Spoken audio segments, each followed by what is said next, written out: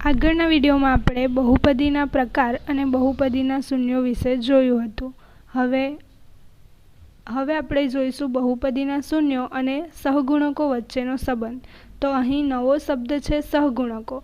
સામાન્ય અર્થ જોઈએ તો સહ એટલે સાથે અને ગુણક એટલે ગુણાયેલ. સાથે ગુણાયેલ, પણ કોની સાથે ગુણાયેલ એ સમજવા માટે આપણે સૌપ્રથમ દ્વિઘાત બહુપદીનું વ્યાપક સ્વરૂપ લખીશું. દ્વિઘાત બહુપદીનું વ્યાપક સ્વરૂપ ax² + bx + c, જ્યાં a is not equals to 0. હવે જો એવું પૂછવામાં આવે કે અહીં x² નો સહગુણક શું છે, તો x² સાથે જે ગુણાયેલ છે એટલે કે અહીં છે a. x² સાથે ગુણાયેલ જે હોય એ છે x² નો સહગુણક. x નો સહગુણક પૂછવામાં આવે તો તે થશે b, અને આ જે c છે એ છે અચળ પદ. હવે પ્રશ્ન થાય કે અચળ પદ એટલે શું? તો અચળ પદ એટલે કે જેની કિંમત બદલાતી નથી તે અચળ પદ. આપણે બહુપદીને જોઈએ તો ત્યારે એક્સની જે ઘાત હોય છે એ ઉતરતા ક્રમમાં હોય છે. પહેલાં એક્સની 2 ઘાત, પછી એક્સની 1 ઘાત. સી સાથે એક્સનું પદ દેખાતું નથી, પરંતુ અહીં પણ એક્સની 0 ઘાત છે, અને આપણને ખબર છે કોઈ પણ સંખ્યાની 0 ઘાત એટલે એની કિંમત આવશે 1. તેથી અહીં સી સાથે પણ એક્સની ઘાત તો છે જ, એક્સનું પદ તો છે જ, પરંતુ એની કિંમત છે 1, માટે આ સી જે છે એ થશે આપણું અચળ પદ. હવે સહગુણકોની મદદથી આપણે બહુપદીના શૂન્યો વચ્ચેનો સંબંધ જોઈશું. તો બહુપદીના શૂન્યો અને સહગુણકો વચ્ચે સરવાળાની ક્રિયા અને ગુણાકારની ક્રિયાનો સંબંધ છે. સૌપ્રથમ આપણે દ્વિઘાત બહુપદી માટે જોઈશું. દ્વિઘાત બહુપદી માટે શૂન્યોનો સરવાળો. શૂન્યના સરવાળા અને શૂન્યના ગુણાકાર માટે આપણી પાસે સૂત્ર છે. શૂન્યના સરવાળા માટે છે alpha plus beta is equals two -b/a. Alpha એક શૂન્ય છે અને બીટા એ બીજું શૂન્ય છે, અને એનું સૂત્ર છે -b/a. સૂત્રનું માઇનસ. હવે બી શું છે? એક્સનો સહગુણક. તો અહીં થશે એક્સનો સહગુણક. છેદમાં છે એ x² નો સહગુણક છે, તેથી અહીં થશે x² નો સહગુણક. એવી જ રીતે આપણી પાસે શૂન્યોના ગુણાકારનું પણ સૂત્ર છે. શૂન્યોનો ગુણાકાર alpha beta is equals two c/a. તો c એટલે કે અચળ પદ, અને એ છે x² નો સહગુણક, તેથી થશે x² નો સહગુણક. આ બંને સૂત્રોની મદદથી આપણે કોઈ પણ બહુપદીના શૂન્યોનો સરવાળો અને શૂન્યોનો ગુણાકાર શોધી શકીએ છીએ. એક્ઝામ્પલ તરીકે x² - 2x - 8. આ એક દ્વિઘાત બહુપદી છે. હવે સૌપ્રથમ આપણે અહીંથી બહુપદી પરથી a, b અને c ની કિંમત મેળવી લેવાની હોય છે. તો અહીં એની કિંમત છે a એટલે x² નો સહગુણક, એ થશે 1. બીની કિંમત જોઈએ તો એક્સનો સહગુણક. હવે એક્સનો સહગુણક 2 છે, પરંતુ આપણે એને ચિહ્ન સાથે લેવાનું છે, તેથી અહીં 2ની કિંમત થશે -2, અને cની કિંમત છે -8. હવે આના પરથી આપણે શૂન્યોનો સરવાળો જોઈએ. તો શૂન્યોનો સરવાળો -b/a. સૂત્રના માઇનસ. હવે બીની કિંમત મૂકીએ તો તે થશે -2, અને એની કિંમત મૂકીએ તો થશે 1. હવે અહીં -2, માટે આ બહુપદીના શૂન્યોનો સરવાળો થશે 2. તેવી જ રીતે શૂન્યોનો ગુણાકાર.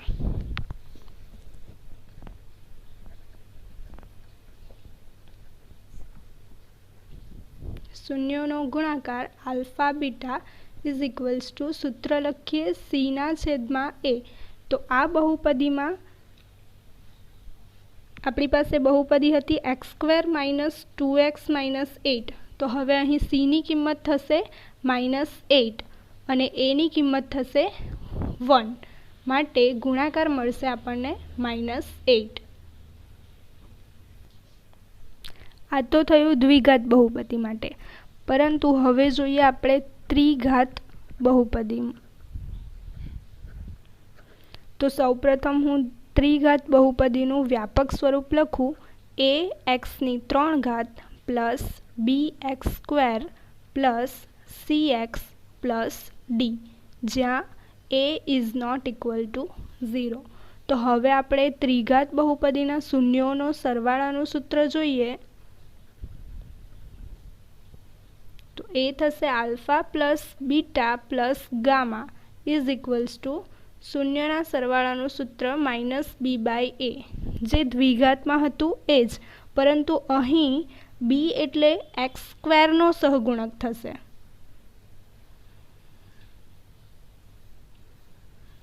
અને a એટલે કે x ના ઘનનો સહગુણક થશે, x³ નો સહગુણક. અને તેવી જ રીતે એના શૂન્યોનો ગુણાકાર જોઈએ.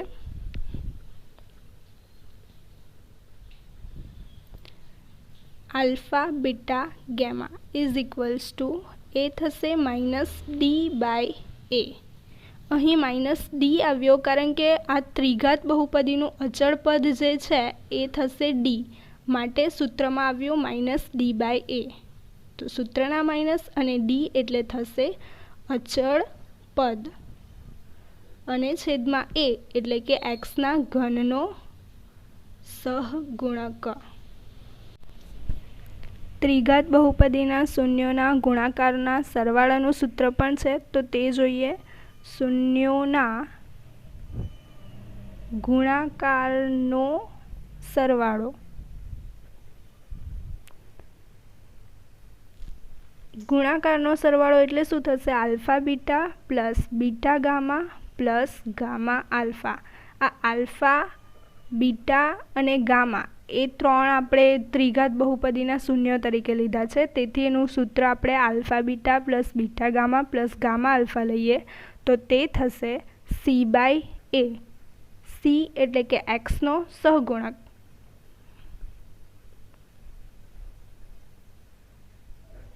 અને a એટલે કે x ના ઘનનો સહગુણક.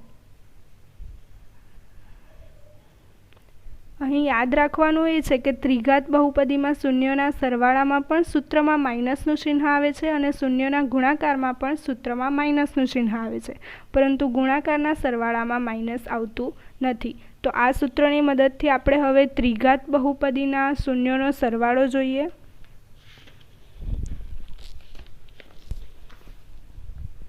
એક એક્ઝામ્પલ જોઈએ. 2x³ plus x² minus 5x plus 2. હવે આ બહુપદીના શૂન્યોનો સરવાળો આપણે મેળવીએ તો પ્રથમ તો આ ત્રિઘાત બહુપદી છે, શૂન્યોના સરવાળાનું સૂત્ર તો આપણી પાસે છે માઇનસ b/a. તો માઇનસ હવે b એટલે ત્રિઘાત બહુપદીમાં b એટલે x² નો સહગુણક, તો અહીં x² નો સહગુણક થશે 1, માટે અહીં આવશે 1 અને એ x³ નો સહગુણક એટલે તે છે આપણી પાસે 2. તો અહીં જવાબ આવશે સરવાળાનો માઇનસ 1/a. બીજું એક ઉદાહરણ જોઈએ. x³ minus 2x² minus 7x plus 14. અહીં સૌ પ્રથમ આપણે ત્રિઘાત બહુપદી છે, તેથી a, b, c અને d ની કિંમત લખી લઈએ. તો a બરાબર 1, b ની કિંમત છે -2, c ની કિંમત થશે -7 અને d છે 14. હવે આ જ દાખલામાં આપણે 3 કિંમત શોધી લઈએ. પ્રથમ શૂન્યોનો સરવાળો માઇનસ b/a માઇનસ b છે -2 અને a ની કિંમત છે 1. અહીં માઇનસ માઇનસ પ્લસ થઈ જશે, માટે શૂન્યનો સરવાળો મળશે 2. હવે શૂન્યનો ગુણાકાર જોઈ લઈએ.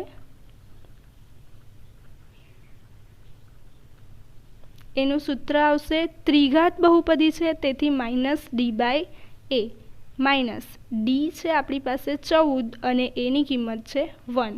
તેથી અહીં થશે શૂન્યોના ગુણાકારની કિંમત -14. હવે શૂન્યોના ગુણાકારનો સરવાળો જોઈ લઈએ.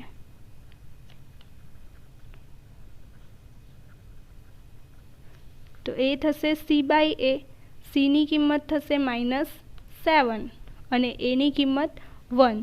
તેથી જવાબ આવશે -7. બીજું એક એક્ઝામ્પલ જોઈએ. દ્વિઘાત બહુપદી લખું છું 4u² + 8u. તો આપણે બહુપદીના અવયવ પાડીને પણ શૂન્યો મેળવી શકીએ છીએ. તો આમાં આપણે બહુપદીના અવયવ પાડીએ. 4u² + 8u છે. અહીં 4 અને u હું સામાન્ય કાઢું તો અંદર રહેશે u પ્લસ અહીં રહેશે 2. તો 4u = 0 और u + 2 = 0. u = 4 આપણે 0 સાથે આપી દઈએ તો 0 અને આ +2 છે એને જમણી બાજુ આપીએ તો +2 થશે -2.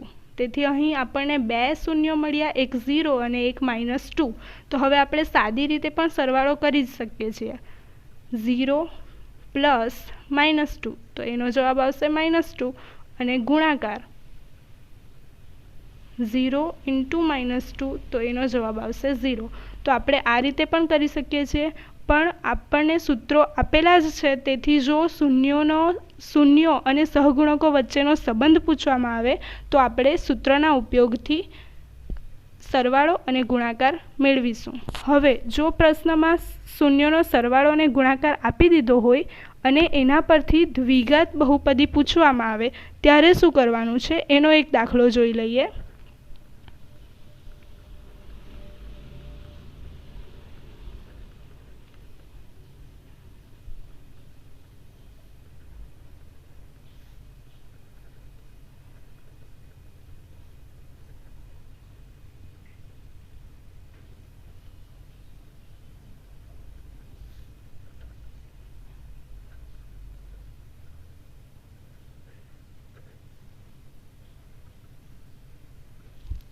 અહીં શૂન્યોનો સરવાળો આપી દીધો છે -1/4 અને શૂન્યનો ગુણાકાર પણ આપી દીધો છે 1/4. તો આપણે દ્વિઘાત બહુપદી લખવાની છે. તો સૌપ્રથમ શૂન્યોનો સરવાળો એનું સૂત્ર આવશે -b/a અને એની કિંમત છે -1/4 અને શૂન્યોનો ગુણાકાર એ થશે c/a અને એની કિંમત છે 1/4. હવે આપણે જોઈએ તો આ બંને પદોમાં છેદમાં એ છે. તો જે આપણી પાસે સરવાળો અને ગુણાકાર છે એની છેદ આપણે જોઈએ. બંનેની કિંમત જો સરખી હશે તો એને આપણે એ સાથે સરખાવીએ, તેથી એની કિંમત મળી જાય. તો અહીં છેદમાં બંનેની છેદમાં 4 છે, માટે એની કિંમત આપણને મળશે 4. હવે અંશમાં જોઈએ તો અહીં cની કિંમત છે 1 અને બીની કિંમત તો સૂત્રના માઇનસ એ આ માઇનસ છે અને બીની જગ્યા પર આપણને કેટલા દેખાય છે 1, માટે અહીં બીની કિંમત થશે 1. તો a, b અને c આપણને મળી ગયા. એના પરથી આપણે દ્વિઘાત બહુપદી લખી શકીએ. પ્રથમ એનું વ્યાપક સ્વરૂપ જોઈએ તો ax² + bx + c. હવે એમાં a, b અને cની કિંમત મૂકી દઈએ તો a છે 4 માટે 4x², b છે 1 તો x પ્લસ c છે 1. તો આપણને આપણી દ્વિઘાત બહુપદી મળી ગઈ. એ થશે 4x² + x + 1. તો આ રીતે આપણને જો શૂન્યનો સરવાળો અને ગુણાકારની કિંમત આપી દીધી હોય અને દ્વિઘાત બહુપદી શોધવા કહી હોય તો આ રીતે આપણે દ્વિઘાત બહુપદી શોધી શકીએ છીએ.